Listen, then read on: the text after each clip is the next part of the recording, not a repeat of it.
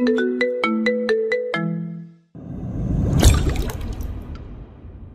না প্রশ্ন করেছিলি কি হয়েছে?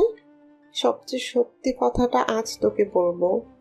পরীর চাহনিতে রূপালী চোখের পানি মুছল, তারপর বলল, যে সুখান পাগলকে তুই চিনিস, সে আর কেউ নয়, সে হচ্ছে রাখাল। পরি, আমাদের সোনা আপার রাখাল। মালাকে আলতো করে ধরে বসেছিল পরী। রূপালীর কথা শুনে শরীরের সম্পূর্ণ ভার ছেড়ে দিয়ে মেঝেতে বসে পড়ল। সোনা আপা রাখালের সাথে পালাতে পারেনি পরি, আর না পেরেছে সংসার করতে। সোনা আপা তো রাস্তার ধারে কদম গাছের নিচে ঘুমিয়ে আছে পরি। আপা রাখাল ওকে এখনো পাহারা দিচ্ছে। আব্বা তোর নিজের হাতে তার মেয়ের ভালোবাসা আর মেয়েকে কবর দিয়েছে। কথা বলার শক্তি পরী হারিয়ে ফেলেছে। ওর জানা মতে সোনালি রাখালের সাথে দূর অজানে চলে গেছে, কিন্তু সোনালির গল্পটা যে এখনো নুননগরই রয়ে গেছে তা আজ জানতে পারল পরী। বারবার ওর চোখের সামনে সোনালির হাসি মুখটা ভেসে উঠল। পরী সবচেয়ে বেশি ভালোবেসেছিল সোনালিকে, তাই ওর মৃত্যুর খবরটা আঘাত হানছে পরীর বুকে। সে অস্পষ্ট স্বরে বলে উঠল, ওই কবরটা সোনা আপার, আর সুখানি রাখাল। রূপালী পরীর কথাটি শুনে মালাকে জড়িয়ে ধরল। মালাও একসাথে দুই মেয়েকে জড়িয়ে ধরে, তবে কিছুক্ষণ কেউ কোনো কথা বলে না। সন্ধ্যা নেমে এসেছে তখনই অন্দরে ৬-৭ জনের মতো পুরুষ প্রবেশ করলো। তাদের মধ্যে আফতাব ও আখির আছে।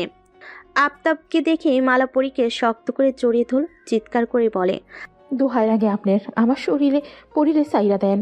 ও আপনার কোনো ক্ষতি করবো না। ওরে আমি শায়রের কাছে পাঠাইয়া দিব।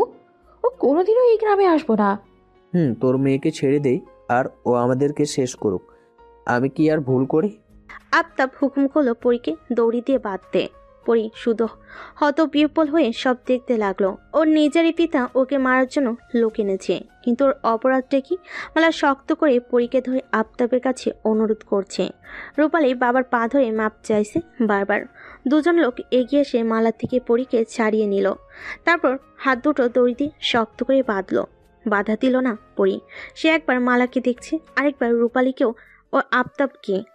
লোকটা টেনে তুলল পরীকে। পরী এবার বাধা দিয়ে বলল, আমাকে টেনে নিয়ে যেতে হবে না, আমি নিজেই যাচ্ছি। পরী মালার সামনে গিয়ে বলে, কাঁদবেন না আম্মা, জানি না কোন কারণে আপনার স্বামী আমাকে মারতে চাইছে।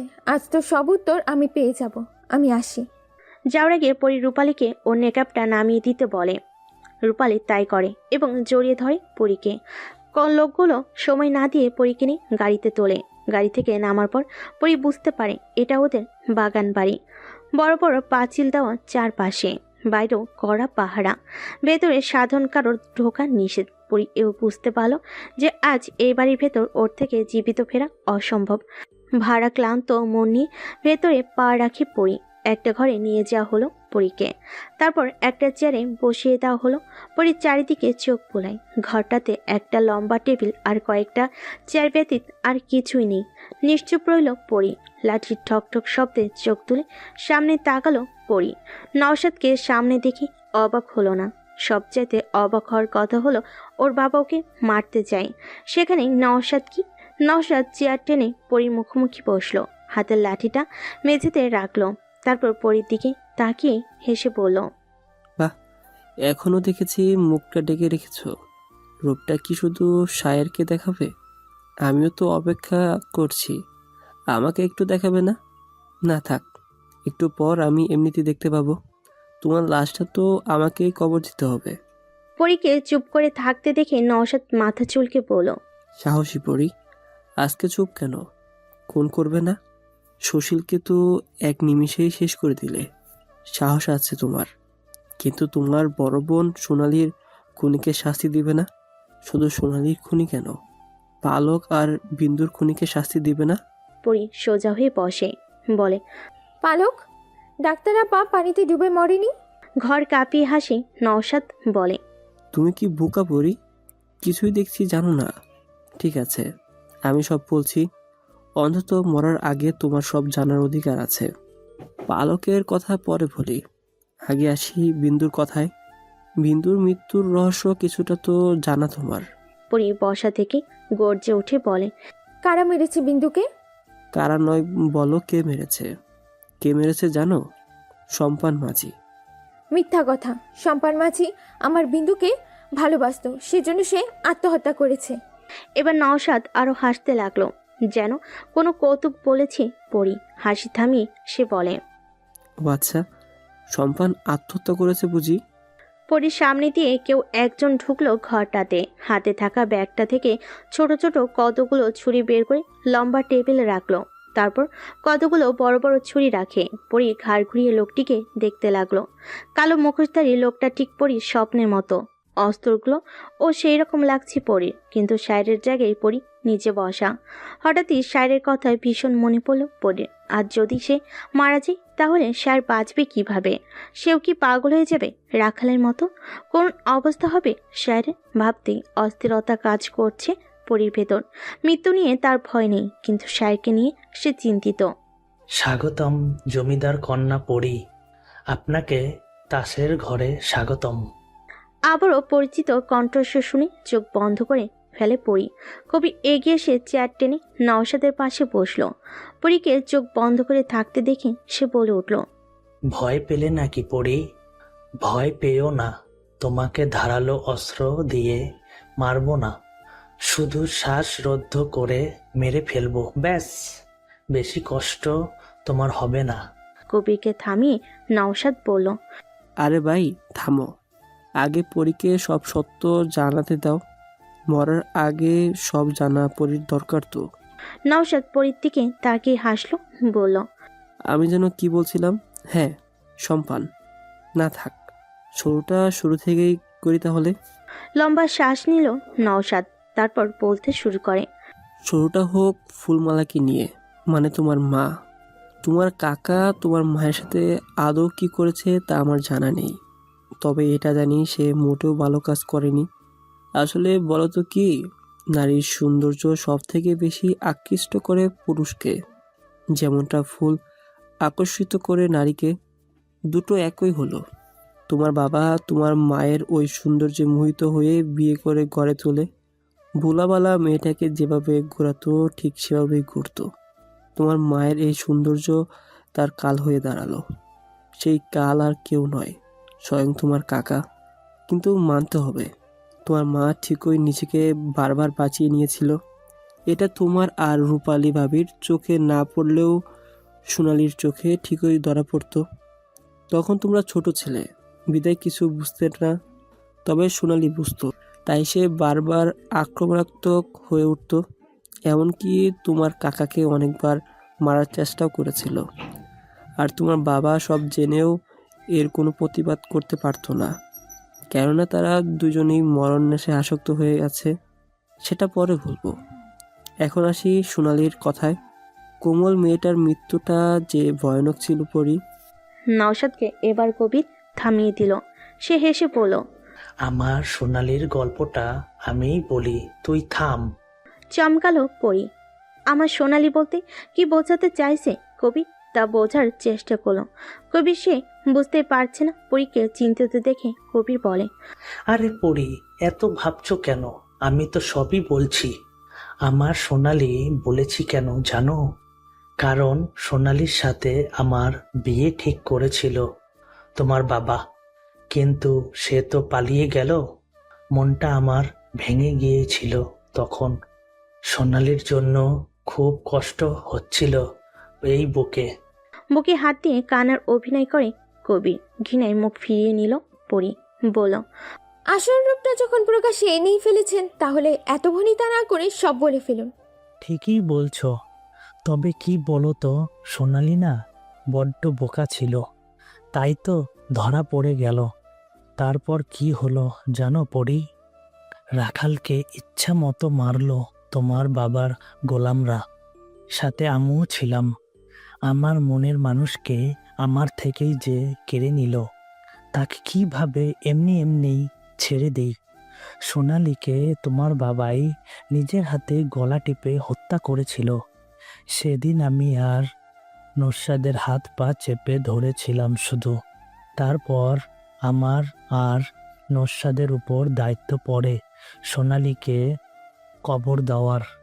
রাখালকে জীবন্ত রাস্তার ধারে কদম গাছের সাথে বেঁধে রাখি। ওর তখনও জান ছিল, তবে মারার ফলে নেতিয়ে পড়েছিল রাখাল। সোনালীকে ওর চোখের সামনেই হত্যা করা হয়। ছেলেটা অনেকবার অনুরোধ করেছিল যেন সোনালীকে ছেড়ে দিতে, তাহলে ও অনেক দূরে চলে যাবে। কিন্তু এত ভালোবাসা তো সহ্য হলো না তোমার বাবার, তাই মেরে দিল। তবে মানতে হবে, পরী সোনালীর অসম্ভব রূপবতী ছিল। রূপালীর থেকেও সোনালী বেশি সুন্দর ছিল। এমন সুন্দর যে ডুব না দিলে কি হয় বলো? মরে যাওয়ার পর সোনালী যেন আরও আবেদনময়ী হয়ে উঠেছে। তাই আর লোভ সামলাতে পারলাম না, নিজের ইচ্ছা মিটিয়ে নিলাম সোনালীর থেকে, তাও রাখালের সামনে।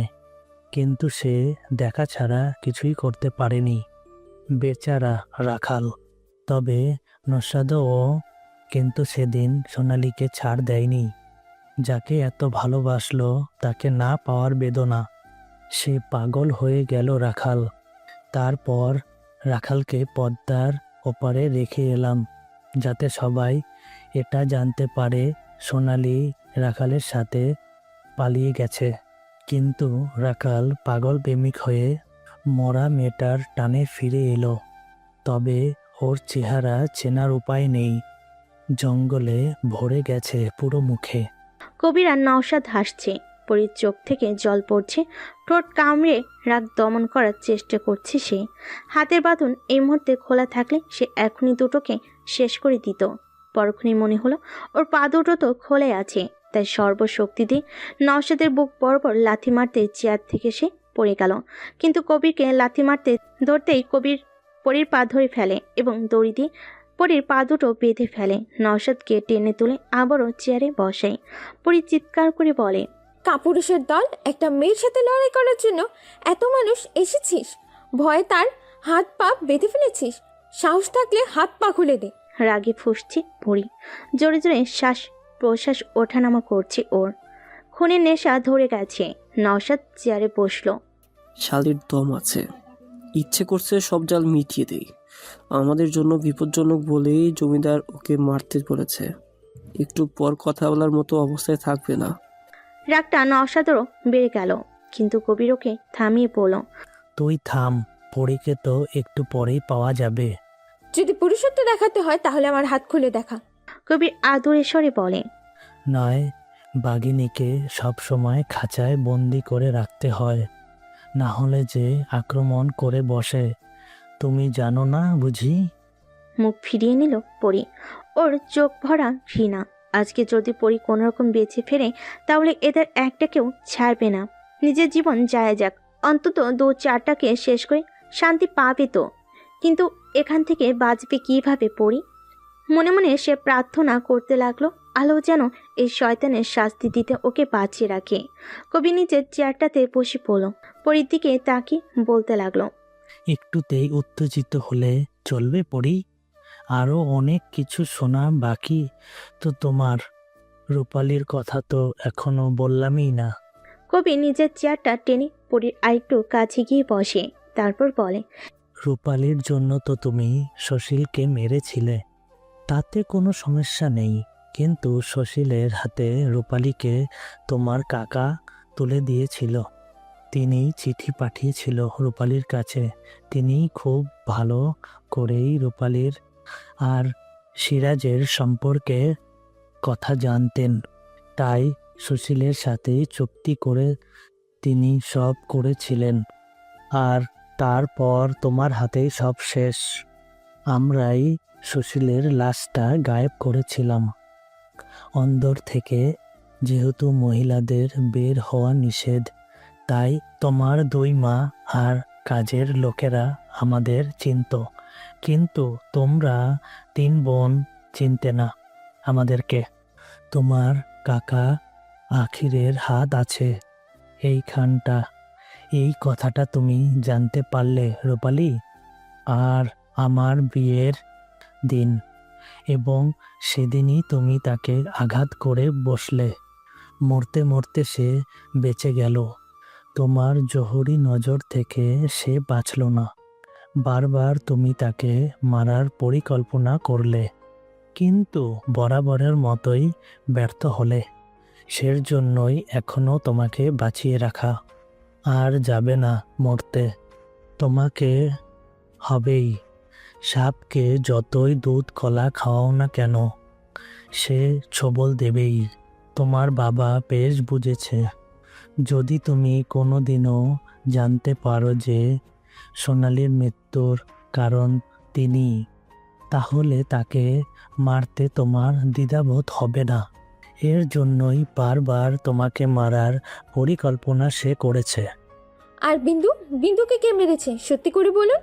এবার নওশাদ বলে উঠল। সে তো তোমাকে প্রথমেই বললাম, তোমাদের প্রিয় সম্পান মাঝি তোমার প্রিয় বিন্দুকে মেরেছে। আমি বিশ্বাস করি না, বিন্দুকে একজন নয় অনেকগুলো লোক মেরেছে। আমি নিজে উপস্থিত ছিলাম সেদিন ওই জঙ্গলে। অনেক লোকের উপস্থিতি আমি সেদিন পেয়েছিলাম। নওশাদ হো হো করে হেসে উঠল। বিচ্ছি সেই হাসি দেখে গা গুলিয়ে ওঠে পরির। হাত পা ছোটাছুটি করেও বাঁধন ছিঁড়তে পারে না। চোখের সামনে যা দেখো তা কি সব সত্য পরি? তুমি হয়তো জানো না, ওই দিন বিন্দুর সাথে তোমাকেও মারার পরিকল্পনা ছিল। যাই হোক, শুরু থেকেই বলি, নাহলে তুমি কিছুই বুঝতে পারবে না। কানাইকে মনে আছে তোমার? মনে করে বলো তো। বন্যার সময় আমাদের বাড়িতেই চুরি করতে এসেছিল। পরীকে বাকিটা বলতে না দিয়ে নওশাদ বলে। আর তুমি তাকে ধরেছিলে। শুধু তাই নয়, কানাইকে চুরির সাজা থেকে বাঁচিয়ে দিছিলে। কিন্তু বরি, এখানেও তুমি বোকার পরিচয় দিয়েছ। কানাই সেদিন চুরি করতে না, তোমাকে খুন করার জন্য গিয়েছিল। তোমার বাবা ওকে পাঠিয়েছিল, কিন্তু তুমি তাকে ধরে ফেললে এবং তোমার বাবার বিচারের নাটক সাজালো। তারপর তুমি এসে কানাইকে বাঁচালে। আহ, কি বুদ্ধি তোমার! তোমার বুদ্ধির তারিফ করতে হয় পড়ি। এবার আসি সম্পানের কথায়। শুধুমাত্র তোমাকে মারার জন্য তোমার প্রাণপ্রিয় সখীর সাথে ভালোবাসার নাটক করেছে সম্পান। ওহ পড়ি, তোমাকে তো আসল কথা বলাই হয়নি। নওশাদ কিছুক্ষণ ভাবার অভিনয় করে বলে। শেখরকে সরিয়ে তোমাকে শায়েরের হাতে তুলে দেওয়া হয়েছে কেন জানো? শুধুমাত্র তোমাকে খুন করার জন্য। কিন্তু শায়ের তো ভীষণ দ্রুত। সে তোমাকে হত্যার পরিবর্তে ভালোবেসে সংসার শুরু করে দিল। বিষ তৃষ্ণায় ভরে উঠেছে পরীর কোমল মন। বিষাক্ত ধোয়া যেন সারা ঘরে ছড়িয়ে পড়েছে, যা দরুন শ্বাস নিতে ভীষণ কষ্ট হচ্ছে পরীর। আর কতভাবে সে আজ ভাঙবে। স্যারও শেষমেশ এর সাথে যুক্ত ছিল। বিশ্বাস করতে চাইছে না পরীর মন, যাকে এতটা ভালোবাসলো এবং যার থেকে এত ভালোবাসা পেল, সে কিনা পরীকে খুন করার জন্য বিয়ে করলো। পরক্ষণে পরীর মনে হলো স্যার ওকে সত্যি ভালোবেসেছে তো, নাকি ওটা ওর অভিনয় মাত্র।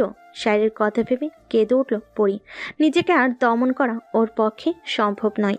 একসময় সে সাহসী ছিল, কিন্তু এই পুরুষটার জন্য সে একজন নরম এবং ভালোবাসাময়ী নারীতে পূর্ণ হয়েছিল। সে ভালোবাসার কাছে যে পরী আজ প্রতারিত। এত ষড়যন্ত্রের মধ্যে স্যারের নামটা থাকা কি খুব জরুরি ছিল? এই নামটা বাদ দিলে খুব কি ক্ষতি হতো? কোনো যুদ্ধ তো হতো না, পৃথিবী ধ্বংস হতো না। সবশেষে কেন এই নামটা নিল নওশাদ? সব ভাবনার মাঝে চোখের পানি ফেলছে পরী। মনে হচ্ছে ওরা মারার আগে পরী দম বন্ধ হয়ে মারা যাবে। এমন আপনজন থাকার থেকে মরে যাওয়াই উত্তম। পরীকে এবার কাঁদতে দেখে নওশাদ আর কবির কোনো কথা বলে না, চুপ থেকে পরীকে একটু সময় দিল। পরী কান্না শেষ করে বলল, আর কি কি বাকি আছে সব জানতে চাই আমি। নওশাদ আফসোসের সুরে বলে, তোমাকে এভাবে দেখে আমার খুব কষ্ট হচ্ছে পরি। কত ভালোবাসলে তুমি শায়েরকে, কিন্তু সে তোমাকে ধোঁকা দিয়ে মোটেও ভালো করেনি। আমি সব জানতে চাই, তারপর কি হয়েছিল? সব কিছুতে সম্পানের হাতটা বেশি ছিল। সে বিন্দুর সাথে ভালোবাসার নাটক করে তোমার সব খবর আমাদের কাছে দিত। তোমাকে সর্বপ্রথম হত্যা করার দায়িত্ব পড়ে শায়েরের উপর। সম্পান আর বিন্দুর সাথে রাত্রিবেলা তুমি নদীতে ঘুরতে যেতে, সেটাও সম্পান শায়েরকে বলছিল। তারপর পরিকল্পনা অনুযায়ী তোমাকে মারতে শায়ের সেদিন গেল। কথা ছিল সেদিন বিন্দু আর তোমাকে খুন করে নদীতে বাসানোর, কিন্তু শায়ের পারল না তোমাকে মারতে। সে পরিষ্কার বলে দিল তার পক্ষে তোমাকে হত্যা করা সম্ভব নয়। কারণটা সেদিন শায়ের বলেনি, তবুও তোমার বাবা শায়েরকে করা হুকুম দেন, তাতেও লাভ হলো না। শেষে ঠিক হলো আমার সাথে বিয়ে হবে তোমার, আর তারপর আমি তোমাকে হত্যা করব। এছাড়া তোমাকে হাতে পাওয়ার কোনো উপায় ছিল না, সেটাও বেচতে দিল শাহের। কেন জানি আমার মনে হয়েছিল শাহের তোমাকে বাঁচানোর চেষ্টা করেছে। আমার সন্দেহটাই ঠিক হলো। আমি কলপারে এমনি এমনি পড়িনি। শাহের পরিকল্পনা করেই সাবান মেখে রেখেছিল, আর আমি পা পিছলে পড়ে যাই। পরে সব জানাজানি হলে আমার আর শায়ের মধ্যে কথা কাটাকাটি হয় অনেক। তোমার বাবা নিশ্চুপ থাকলেও তোমার কাকা শায়েরকে অনেক বকাবকি করেন। যেদিন তোমরা কবির ভাইয়ের বাড়িতে গেলে ওই দিন সব কিছুই পরিকল্পনার মতো হয়েছিল। আমাদের মাঝে ইচ্ছাকৃতভাবে ঝগড়া হয় এবং সেদিন তোমাদের গাড়ির সামনে আমাদের লুকোই যায়। ওই দিন কথা ছিল শায়ের ওদের হাতে তোমাকে তুলে দেবে, কিন্তু না, শায়ের আবারও পল্টি খেলো, তোমাকে বাঁচিয়ে নিল। ইচ্ছে করছিল শায়েরকে তখনই শেষ করে দিই, কিন্তু পারলাম কই। এর মধ্যেই আরেক ঝামেলা গাড়ি এলো। শহরের ডাক্তার 3 জন এসে হাজির হলো। তখন তোমরা ঠিক করেছিলে পশ্চিমের জঙ্গলে বিন্দু আর সম্পানের বিয়ে দিবে। সব ঠিক করা ছিল সেদিন। সেবার আর শায়েরকে পাঠানো হলো না, শহরের ডাক্তারদের দিয়ে যাত্রা দেখতে পাঠানো হলো। কিন্তু এখানেও গন্ডগোল হয়ে গেল। বিন্দু যখন তোমাদের অপেক্ষা করছিল, আমরাও দূর থেকে উৎপেতে ছিলাম। কিন্তু আমাদের ছেলেদের তখন বাসনা হলো বিন্দুর প্রতি। কি আর করার, সবার ইচ্ছা পূরণ করতেই হলো। তবে সম্পান তখন ছিল না। ও যখন এলো, বিন্দু তখন মরণ যন্ত্রণায় কাতরাচ্ছিল। বিন্দুর ওই অবস্থা দেখে সেদিন সম্পানের ভয়ঙ্কর রূপ দেখছিলাম। তখনই আমাদের দলের 2 জনকে ছুরির আঘাতে শেষ করে দিয়েছিল। পরে বুঝতে পারলাম সম্পান মিথ্যা না, সত্যি সত্যি বিন্দুকে ভালোবাসতো। অভিনয় করতে গিয়ে বিন্দুকে সে সত্যি ভালোবেসে ফেলেছিল। এজন্য সম্পান বারবার বলছিল বিন্দুর যাতে ক্ষতি না হয়, ওরা যেন শুধু তোমাকে হত্যা করে। তবে বিন্দু রাতে রাতে থাকা মানুষগুলোর কথা জানতেও পারল না। সম্পান বিন্দুকে নিজ হাতে খুন করে, যাতে পরবর্তীতে বিন্দুর নিজের প্রতি ঘৃণা না হয়। বিন্দু যাতে জানতে না পারে সম্পানও এসবের মধ্যে ছিল। তারপর খড়ের গাদায় কেরোসিন ডালা হলো। হিন্দু রীতিমতো পুরানো হবে। এর মাঝে তুমি চলে এলে। আমরা তোমার জন্য অপেক্ষা করছিলাম জঙ্গলের সামনে থেকে, কিন্তু তুমি এলে পিছনের দিক দিয়ে এবং পালিয়েও গেলে। আমাদের সব পরিকল্পনা আবারও বিফলে গেল। পরে খবর পেয়ে শায়ের ছুটে এলো এবং বিন্দুকে যারা দর্শন করলো তাদের সবাইকে মেরে দিল তোমাদের ওই বাগান বাড়িতে নিয়ে। শায়ের বেশি বাড়াবাড়ি করছিল সেদিন, তাই তোমার বাবা শায়েরকে অনেক কথা শোনায়। এর মধ্যে আরেকটা ভুল হয়ে গেল। শায়েরের পিছু নিয়ে শেখর সব সত্য জেনে গেল। পরের দিন তোমাকে দেখে সে তোমার প্রেমে পড়ে গেল এবং তোমার বাবাকে এক প্রকার হুমকি দিল যাতে তোমার সাথে শেখরের বিয়ে দেয়। এটা তোমার বাবা মেনে নিতে চায়নি। তখন গ্রামে এমনিতেই বিন্দু খুন হয়েছে, পুলিশ এসেছে, তাই শেখরকে যেতে দেওয়া হলো। সময় নেওয়া হলো বিয়ের জন্য। বিয়ের দিন ওদের গাড়ির দুর্ঘটনা আমরাই করেছি এবং ফাঁসিয়ে দিয়েছি নাইমকে। বেচারা নির্দোষ, কিন্তু তবুও জেল খাটছে। শেখর যেদিন জমিদার বাড়িতে এলো, তারপর প্রাণ নিয়ে ফিরতে পারেনি। জানতাম শহরে ফিরে শেখর সব পুলিশকে বলে দেবে, তাই ওর কিচ্ছা খতম করে দিলাম। তবে এরপর বিশ্বাসঘাতকতা করে সম্পান। সে পুলিশকে সব বলতে যাচ্ছিল, কিন্তু তা পারেনি। বিন্দুকে যে ডালে ঝুলিয়েছিলাম, ঠিক সেই ডালেই সম্পানকে মেরে ঝুলিয়ে দিই। সবাই ভাবলো সম্পান আত্মহত্যা করেছে। ব্যাস, এভাবে একটা ভালোবাসার সমাপ্তি ঘটল। কিন্তু পালক, ওই মেয়েটা নির্দোষ ছিল। কি দোষ ছিল ওর? একটু ভালোবাসাই তো চেয়েছিল শায়ের কাছ থেকে, কিন্তু শায়ের তাকে মৃত্যু উপহার দিল।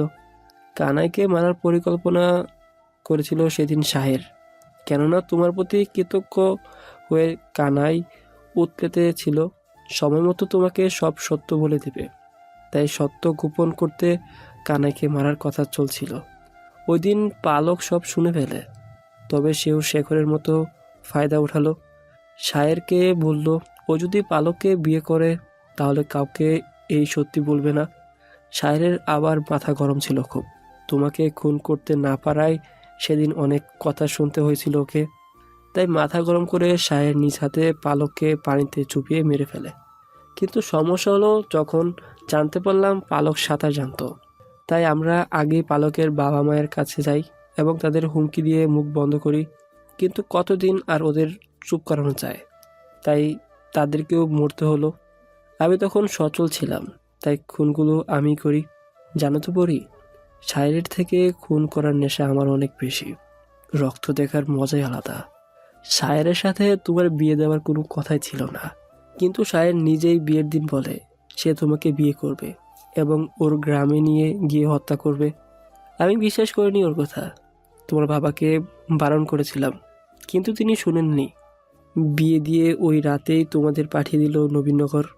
এরপর দিনের পর দিন যায়, কিন্তু শায়ের তোমাকে মারে না।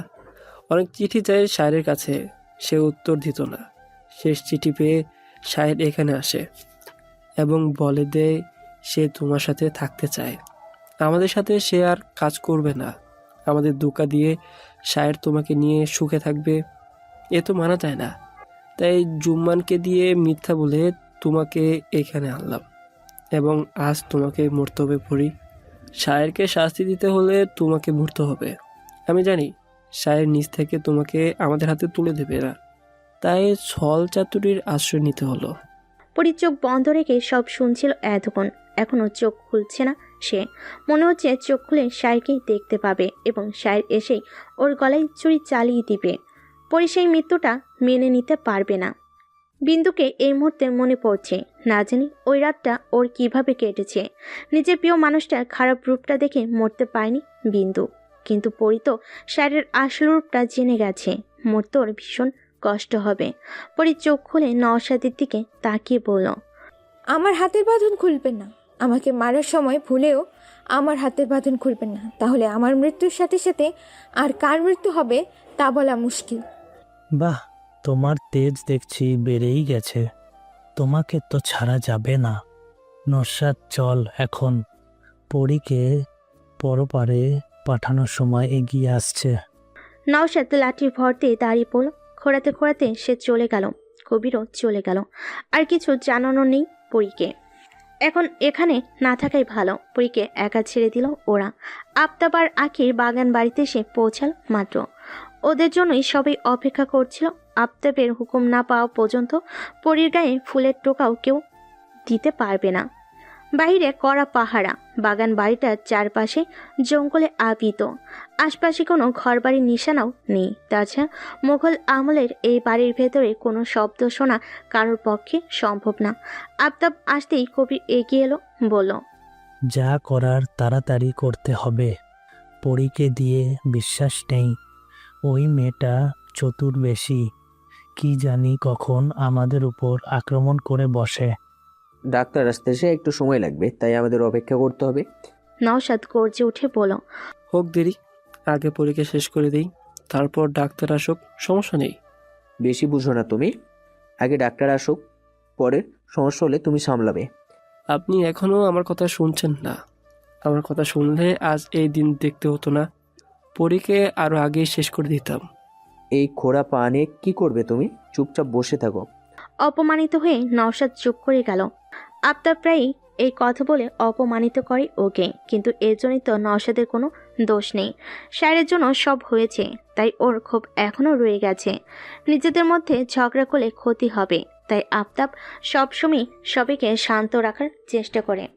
সবার কথার মাঝে একজন রক্ষী এসে খবর দিল শায়ের এসেছে।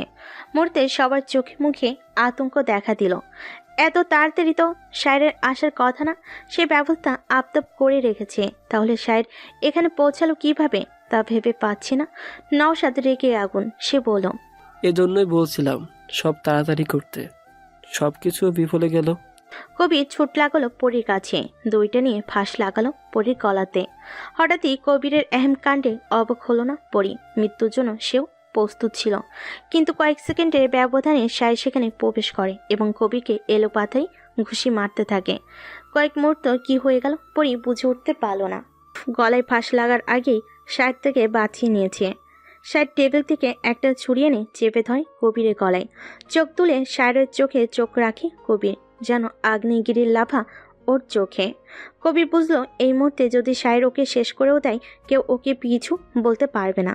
শায়ের ভয়ঙ্কর রূপ কবির দেখেছে, কিন্তু এতটা ভয়ানক সে হতে দেখেনি। শায়ের রুষ্টচিত্রে কণ্ঠে বলল, সাহস অনেক দেখিয়েছিস তুই। তোকে মারলে কেউ আমার গায়ে সূচও ছোঁয়াতে পারবে না, এটা জেনেও আমার পরিজনের দিকে হাত বাড়ানোর সাহস তোর হলো কিভাবে? ধারালো ছুরির সামনে পৌঁছাতেই কবিরের গলার চামড়া কেটে রক্ত ঝরতে লাগলো। সবাই ততক্ষণে চলে এসেছে। আফতাব হুঙ্কার ছাড়লো, বলল, শায়ের, কবিরকে ছাড়ো। হাত থেকে ছুরি ফেলে দিল শায়ের। আফতাবের দিকে না তাকিয়ে সে এগুলো পরির দিকে। হাত এবং পায়ের বাঁধন খুলতে খুলতে বলতে লাগলো, আমার সাথে গলাবাজি করবেন না। আপনার মতো শত জমিদারের মস্তিষ্ক এই ফেরান হাতের মুঠোয় নিয়ে ঘুরে। আমার সাথে চালাকি করার চেষ্টাও করবেন না। যদি আমার পরিজনে কিছু হয়ে যেত তাহলে আপনারা ভয়ঙ্কর কিছুর সম্মুখীন হতেন। তাই মুখটা বন্ধ রাখুন।